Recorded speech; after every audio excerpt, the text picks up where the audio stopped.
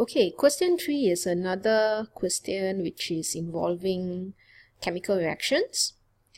And here, again, there is a mixture of two solutions.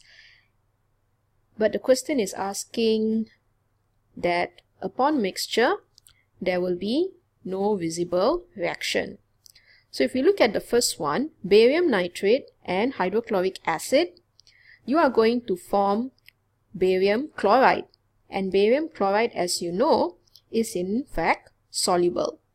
You will know this by referring to your data booklet, whereby most chlorides are soluble with the exception of silver and lead chloride.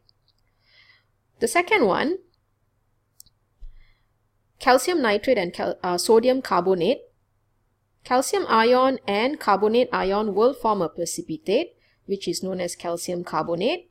Now, if they were to ask the color, please note calcium ion is in fact a colorless cation. Hence, the precipitate would actually be white. The third one, copper nitrate and potassium hydroxide, you are actually going to form copper hydroxide and potassium nitrate, which is soluble. However, copper hydroxide would form a precipitate. Copper ion actually has a color. So if you look at your data booklet, copper ion is actually blue in color, and that would mean your precipitate produced would in fact be blue as well. The last one, lead nitrate and sulfuric acid, you will actually form a precipitate which is lead sulfate. And lead ion is a colorless cation with exception to lead iodide and lead sulfide. So make sure you check your data booklet if any question comes out on the color of the precipitate.